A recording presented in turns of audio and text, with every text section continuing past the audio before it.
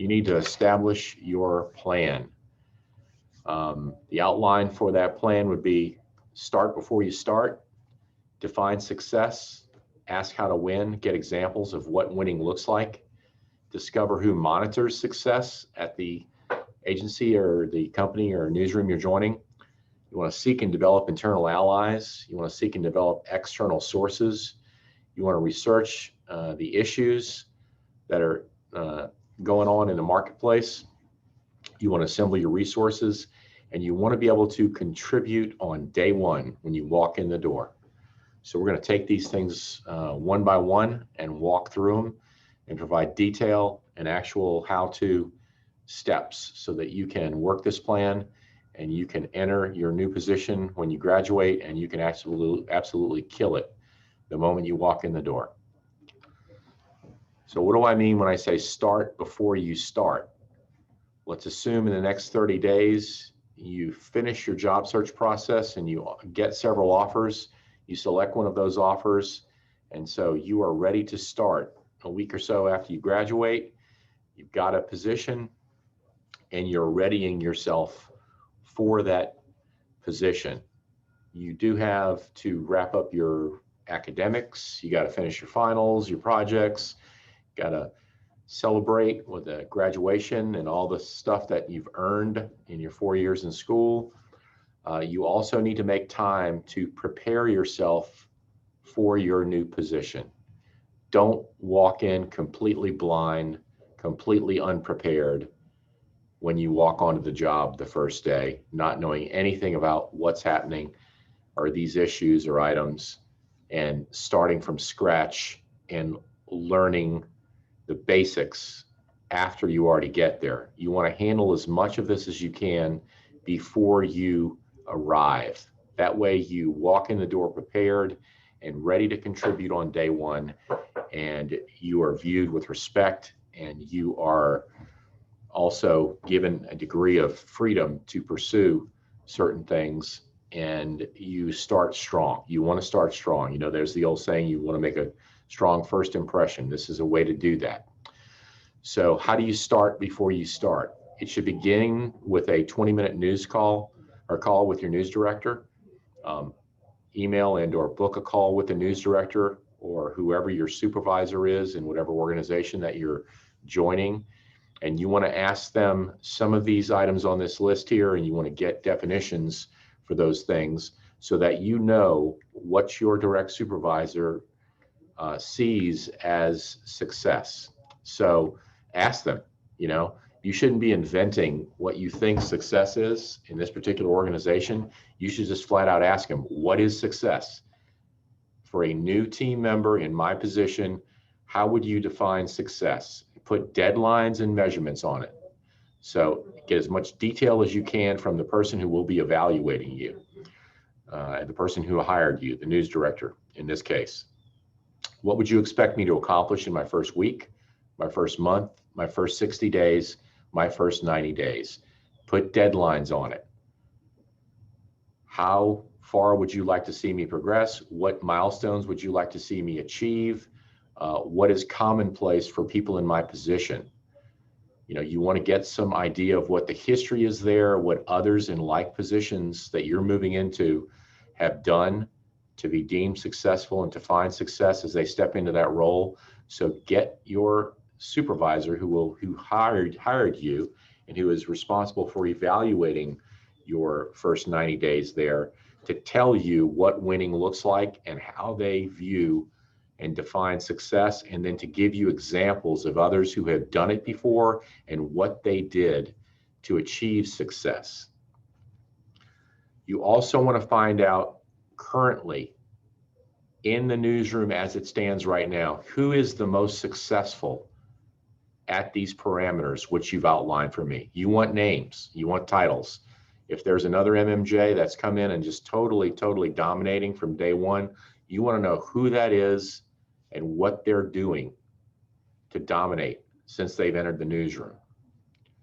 You also want to know who the newsroom opinion leaders are. And what I mean by that, there are people in the newsroom, like the news director, the assistant news director, the executive producer, who actually have titles They have official titles, and they're responsible for supervising and leading the newsroom. There are other people in the newsroom that may not have an official title as a newsroom manager, but their opinion holds a lot of sway in the newsroom. You want to find out who those people are.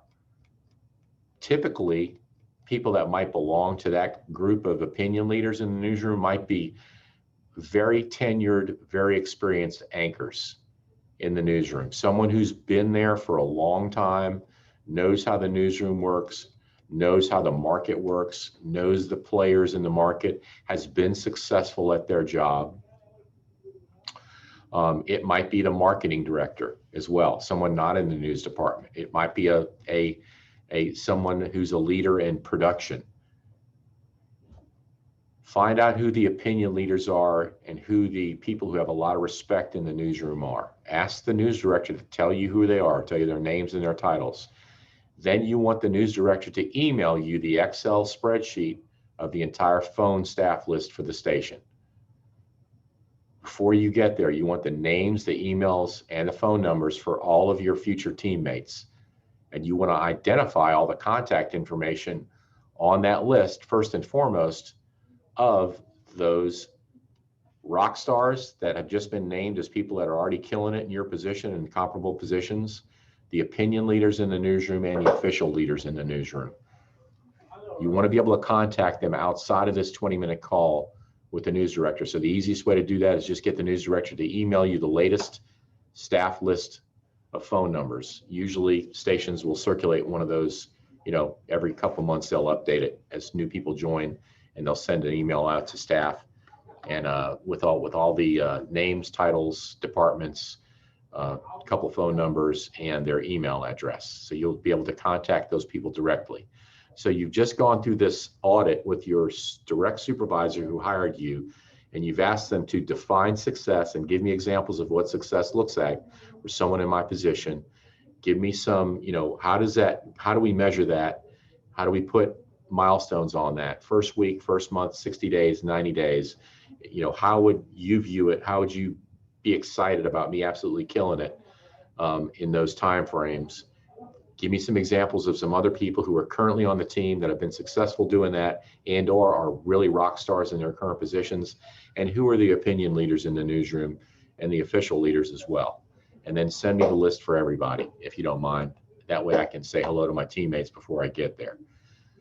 Does everybody understand what you've just done? You've not guessed at what you think your supervisor wants you to do in order to succeed. You've actually asked them to spell it out in painstaking detail and actually give you a sense of when they want you to achieve those milestones. So if your news director is telling you in week 1, I'd like you to do this, and by 90 days out, I'd like you to do this, which one would you concentrate on first? You would obviously concentrate on the one that he wants you or she wants you to achieve in week 1, because that's the first one on the list they want you to nail. So just if you did nothing else from today's presentation and all you did was page 1 right here, you would be set up to succeed probably way better than 95% of the employees, the new employees that have come into that newsroom. Just because you simply ask the question, how do you define success? How do you score it? And when do you want me to achieve that by, date-wise? The rest of this, who's the most successful? Who are the newsroom opinion leaders? What is all the contact information for all the players in the building? All of that is so then you can continue this same process with other people in the same organization, right? So at this point, you've already knocked out items 1 through 4. You've started before you start, you've defined success, you've asked how to win, and you've gotten examples, and you've discovered who monitors success. Your supervisor, their designees, the opinion leaders in the room, other leaders in the building, right? So then now that you've got that list of all the other players in the building and your teammates, and the news director has pointed out 3 or 4 people on the team that are really excelling then you start to develop your internal allies. You call those rock stars that the news director has identified, right?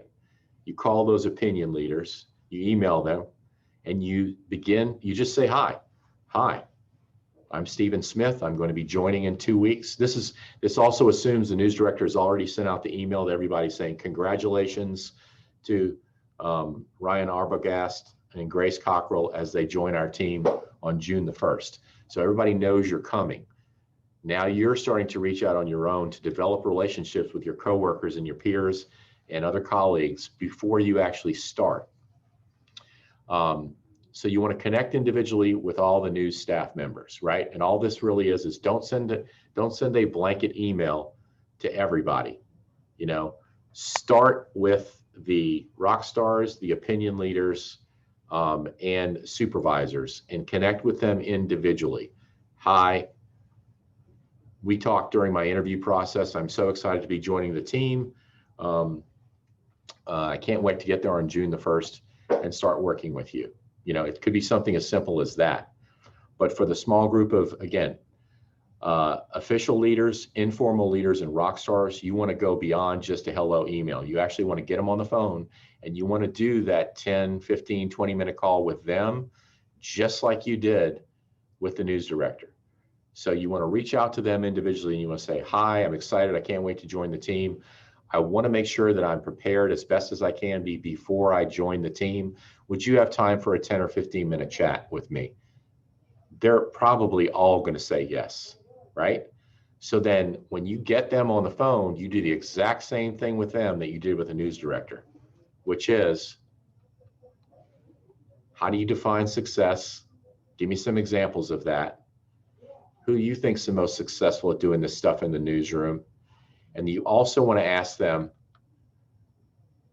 how do other people in my position when they first start mess up? What are some of the common mistakes that people brand new coming into my position commonly make? I want to make sure I avoid those mistakes. So you get them to give the positive list of attributes and skills and things they look for in a teammate in your position. You get all the positive stuff. And then you identify from what they tell you as the pain points or the things that you may or may not be aware of that might injure your progress and or hinder the team. So they give you those stuff, right? They give you the what they view as success for someone in your position and the team. They give you some examples of that. You ask them, who do you think the rock stars are on the team and doing this kind of stuff? So you ask the same sort of audit questions of them that you asked of the news director. And you also ask them to identify, you know, what are some of the common mistakes people make when they first get on the team, especially in a position like mine. So you're further empowered and further educated by people further down the list who may see some things that the news director or the other people higher up the hierarchy are not aware of, and or you might just identify particular things that bother just that one person. But remember, that person's either an official leader, an informal leader or opinion leader, or a rock star on the team. Ryan, did you want to ask something? I saw you on mute there for a second. Yeah, Gene, how long after we sign a contract do you think it'd be appropriate to start sending those emails out? Different companies do it in different. Your question kind of I'm going to unbundle your question a little bit. The way we do it here is you sign a letter of intent, right? And then you get sent a sample contract, which is the exact contract you're going to sign. It's just in order so you could look it over. It may not have your name plugged in and the dates, but your offer letter has all the terms of your agreement. And you sign the offer letter, which for us is actually like an electronic thing that's generated inside the HR system. And as soon as you sign the offer letter, then we as a company we check your driving history, you know, because as a news reporter, you're going to be driving a station vehicle. And so we need to make sure you got a clean driving record and a valid license. Sure. Different companies check different things. We check, I think your driving record is really the main one we check, to be honest with you. My one speeding ticket showed up, I promise. Because I just signed my official contract this morning, and I was curious, like, how long I should wait before I start to push towards those emails. I would say immediately. I mean, if everybody, I don't know if you were on for the first part, you don't want to reach out to team members and colleagues on the team and unless the news director has already officially sent out the announcement that you're joining the team. Yeah. If that's already gone out, you're free to get in gear, go for it immediately. Does that make sense? Yep. Cool. I happened to sign my official contract this morning, so that's why I was Cool. curious. Congratulations. Where are you going? Buffalo. Very nice. Very nice. Congrats, man. So then you've gotten the same information, plus you've gotten them to illustrate some common mistakes, and you're getting this from the official leaders, the informal leaders, and the rock stars on the team. So you're further adding to your understanding of what defines success, and you're getting advice from them on how to obtain success and also how to avoid pitfalls.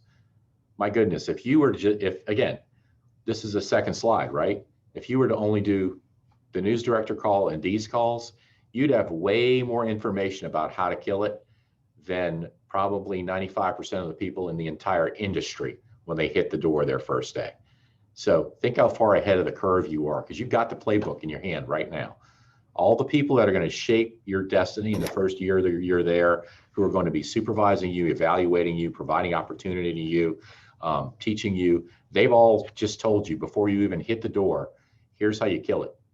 So just take all that information, synthesize it down, find the commonalities, organize it, and that's the beginning of your playbook for how you do your job and execute your job when you walk in the door. You want to make sure that you thank them and you follow up. You know, when I ask you guys to send a thank you email to the guest speakers that have appeared with us, that is not only for us to be courteous and say thank you to the guest speakers. I do that because that is an opportunity for every one of you to further a contact with an industry player who might be able to assist you. So a thank you note is not just doing something that Emily Post and Miss Manners say you should do. It is a strategic thing you should do every time you have a connection with somebody in the industry. So if you have yet to send a thank you note to every one of those speakers we've had, you need to send a follow-up email telling them thank you, and give them one example of something you learned from their presentation, and tell them a little bit about what's next in your life. In Ryan's example, he might say, I'm so stoked because I signed my contract today and I'll be starting in Buffalo in a month.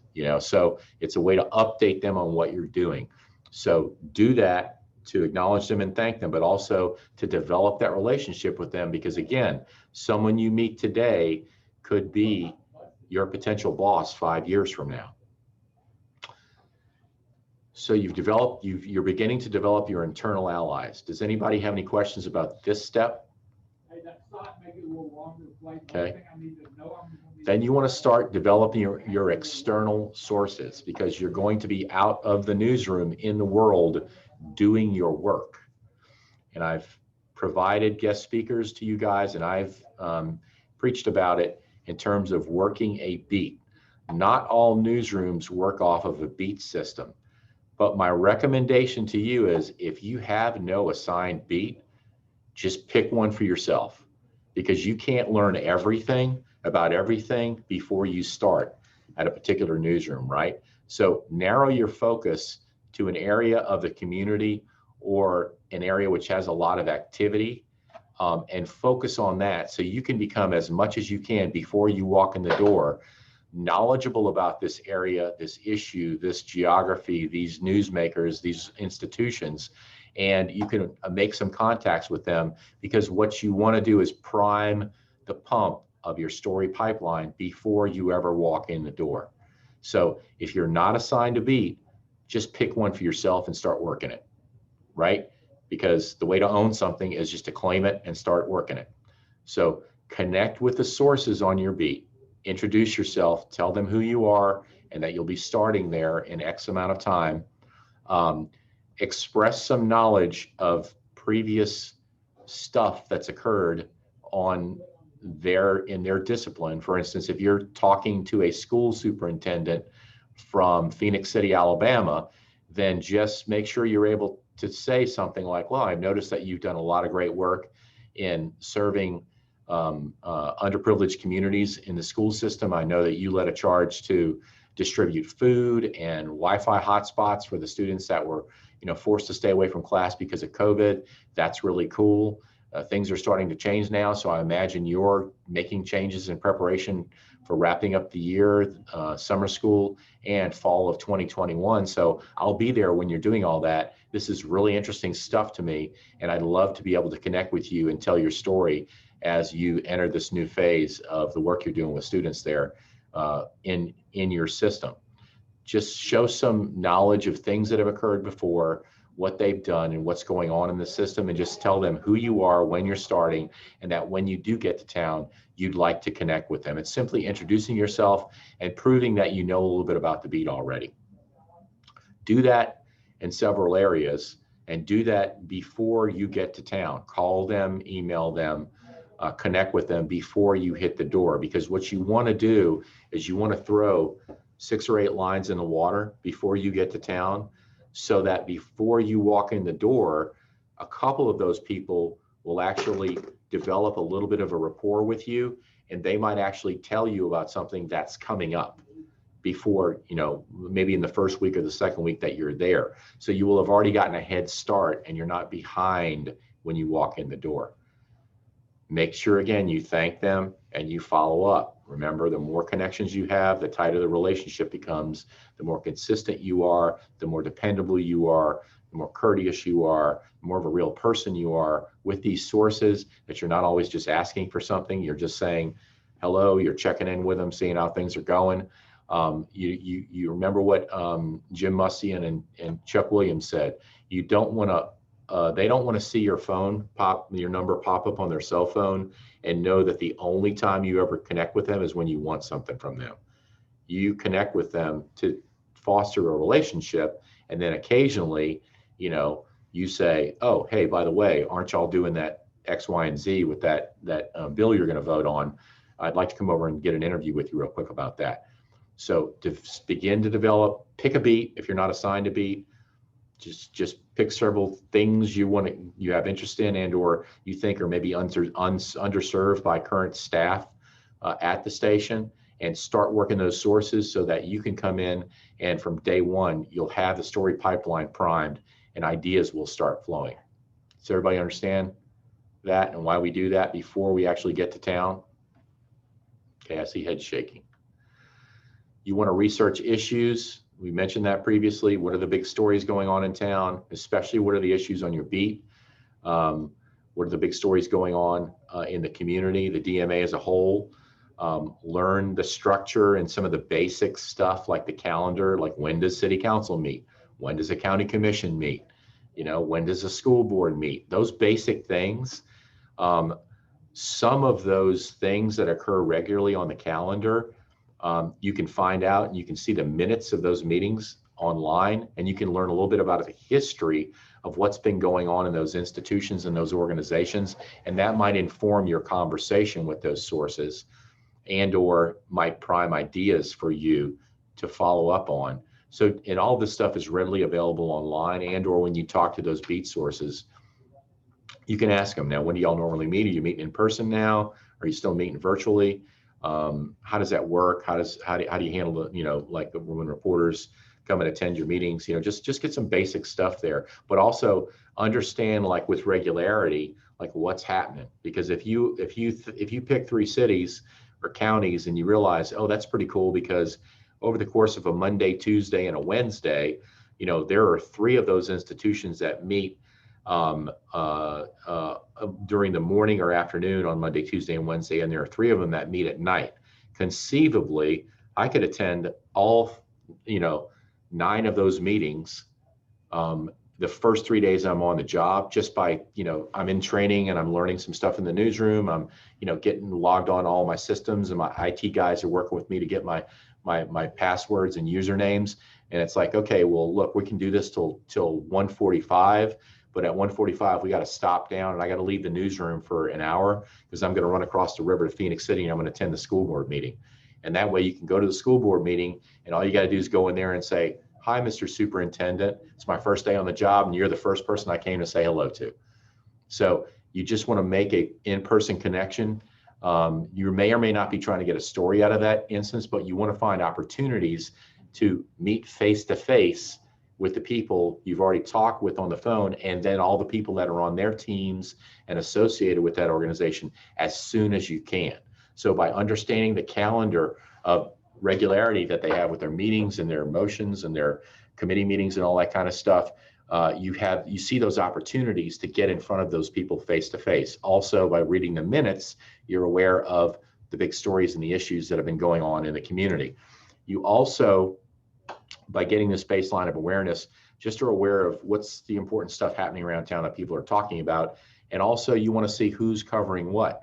So you want to subscribe to any kinds of emails, newsletters, and download the app of your station and the competitors, and turn on the push alerts and read up on how those various big stories or issues have been covered by your station or organization and your competitors in the market. You want to see who your competition is, and by reading all that, you probably over the course of a week or two, you can get to have an understanding of who might be covering a particular organization or beat or issue better than somebody else. You know, you want to know who's doing the best job of covering that story. If your organization is covering that issue the best, great for your organization. If you see, however, there's a community where maybe the competition is doing a slightly better job of covering an area, an institution, or an issue, that might present an opportunity for you.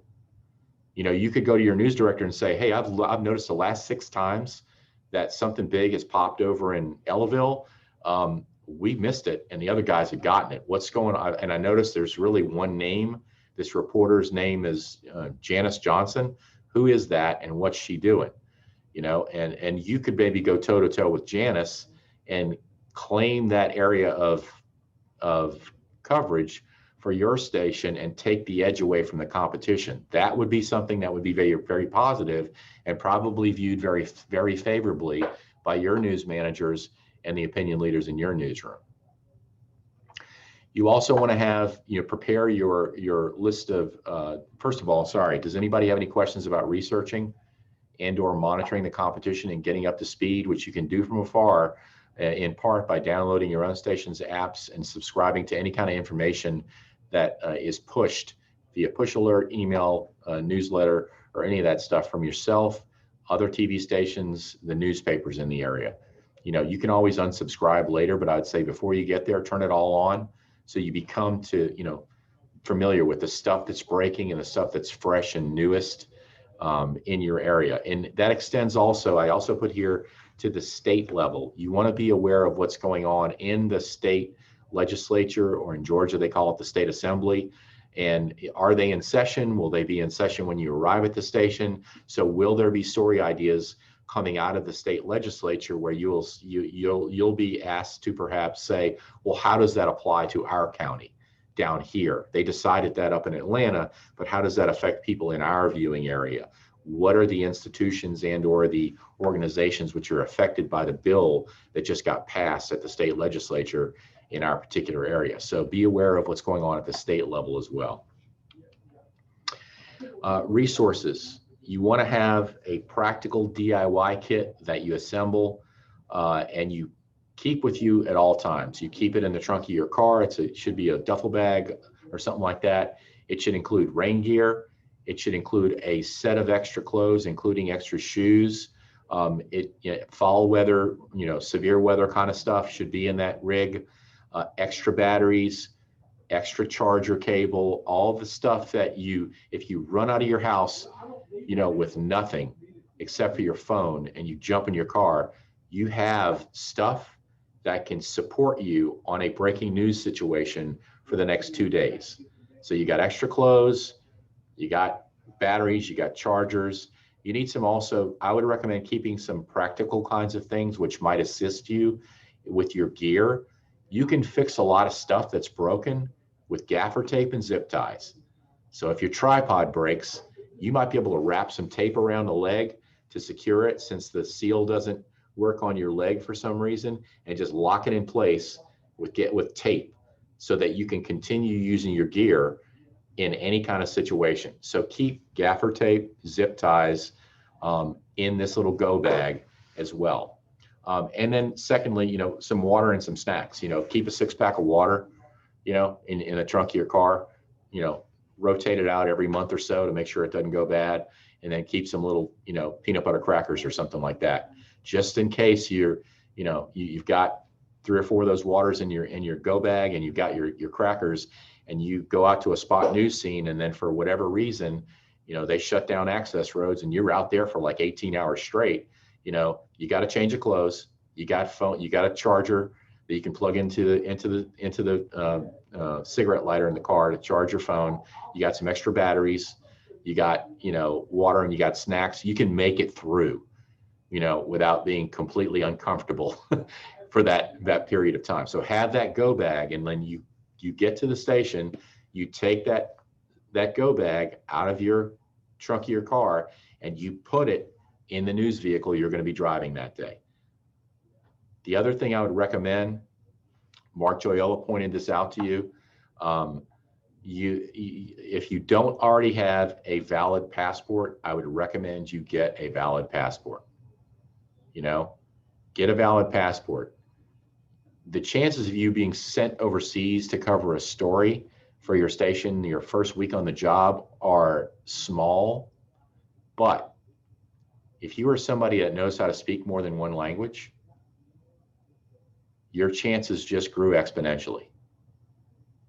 So do you want to be the person that had the opportunity of a lifetime to go on an overseas assignment and you couldn't go because your passport had expired? Get your passport updated. If you don't have a passport, get a valid passport so that if duty calls, you're able to go. I've had twice in my life where I've gotten to go on really cool overseas stories simply because in the first instance, I was the only photographer on staff that had a valid passport. I got tapped to go, you know? So get a valid passport and keep it updated. You also want to have some reference material, and the AP style manual should be something you either have with you or have access to for your entire career. If you ever have a question about like, how do I format, you know, when I'm writing my web article, how do I format the name and title of the governor in a sentence? You want to be able to quickly flip to the AP style manual and get that so that you're not making a mistake and or the web editors are having to correct that material. And over time, the stuff that normally comes up will come up with regularity and frequency, and you won't have to check as often, but you want to keep that AP style manual. And frankly, you want to write your name in big marker on the cover of it, on the front, the back, and the spine, because you don't want somebody to say, to innocently walk over and grab your AP style manual to check something themselves and then forget to put it back on your desk. So write your name in big letters on the front, the back, and the spine, and have that. You also want to get some other knowledge that can give you an edge. And that brings us to our recommended reading for the day. This is a book a lot of people in broadcast buy and utilize. You cannot buy it on Amazon. They only sell it from this website, writelikeYouTalk.com. Ed Sardella wrote it decades ago, and then Jeff Butera took it over and has continued to update it. There's several people in our newsroom that have purchased this book. It's not the only book you can buy, but it's a good, if you don't have a book like this, you should buy it. Just buy it and read it. It will give you'll get 2 or 3 solid tips out of it, which will help you. And then again, keep it, you know, in your reference material on your desk or in your desk so that you can refresh it and read it and get better as you begin to practice your craft. Here's another one you probably haven't heard of. This is a book about advertising copy and digital marketing copy, writing digital marketing stuff. The reason I recommend this book to you is Jim Edwards is, you know, one of the most renowned copywriters in the world. Remember, you are not only going to be called upon to do your story. In our newsroom, every day when a reporter goes out to do a package, They are also required to do a 7 to 9 second stand-up tease to promote their story. And they bring that back and they clip it and they send it to the marketing director.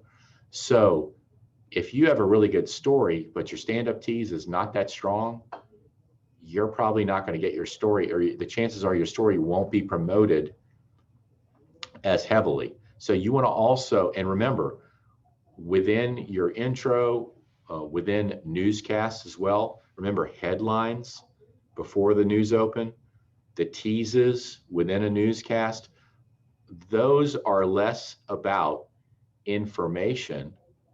They have to be accurate, yes, but they're more about selling a story so that the viewer will return. Also, this book is chock full of very specific techniques and tools to to engage online consumers of media. So it will help you to strengthen your headline writing skills, your keywords, your SEO, all that stuff, and to craft your web copy and web stories in a way which are more engaging and attractive to viewers. So this is a very good resource about writing copy and content that engages and attracts people to consume. So I highly recommend it, and Jim Edwards, like I said, is an expert at it. And then there's an old standby, which I recommend that you read. It's more about academic writing, and you probably have all seen it and known it at one point, Elements of Style. I mean, it just never goes away. It's about 4 pages thick. It's super skinny, and it's really more about reminding you. I mean, the thing that I always go back to is less is more. You know, that I still remember, you know, less is more. It's like, if I have a sentence with 9 words in it, but I can write the same sentence with 6 words in it, I cut the other 3 words out to make it razor sharp and crystal clear. And part of that discipline started when I started using Strunk and White in my academic reading. But write like you talk, copywriting secrets. And again, this is available from a website, and that's the website. Just search copywritingsecrets.com and Strunk and White's Elements of Style. You should have all these books and the AP Style Manual and any other ones, favorites that your professors have recommended or you really found value in. And you should just keep them on your desk, you know, so that if you need them, you can quickly grab them and utilize them. Again, put your name in them too. The goal of all this preparation before you hit the newsroom is to be able to contribute on day one, so that you walk in the door and you don't appear to be a deer in the headlights that doesn't know how to do anything. You want to know how to do as much as you can. And I'm not saying you have to know how to do everything, but if you contribute, maybe you don't have the practical experience, maybe you don't have the in-depth knowledge of the market and the issues to contribute on a super big, exclusive way on day one. But remember, strong story ideas are the key to launching your career in that newsroom in a strong way and gaining respect in the newsroom. So you want to make sure you have at least 2 strong story ideas every day. And I'm not saying that these ideas are the ones that you grabbed off of a Facebook group 10 minutes before that morning meeting. These should be ideas that you have begun to develop before you ever got to the market. And if you do the things that we recommended and listed in the previous slides, this should be not easy for you, but it should be a lot easier, because I can tell you the #1 stumbling block in our newsroom and many newsrooms for young journalists is weak ideas in the morning meeting. If you continue that for several weeks, you will lose respect among your colleagues, and they will know you're just not doing your homework. You're not covering your beat. You're not digging in a way you need to be digging in. So why not come in with maybe not 2 for every meeting your first week, but come in with 1 for every meeting. So at least when you get called on to pitch ideas, you may not actually be ready to go out. You don't even have your gear yet. So they're not going to send you out to go cover that story, right? Because you don't even have gear yet or a car. but that may not come till day 2 or day 3. But the fact that you've done your homework and you've begun to research some areas of interest or some areas of import in the market will tremendously impress your news director who hired you, all those rock stars you interviewed and made contact with over the phone, the official leaders in the newsroom in the station, and the opinion leaders, the unofficial leaders in the newsroom in the station. You know, if you hit it and every day you got one good idea and then you build to have 2 good ideas every day, you will be, again, ahead of most new people that walk in the door. Plus, you'll feel very good about yourself and you'll be very confident because you know I'm beginning, it's a process, right?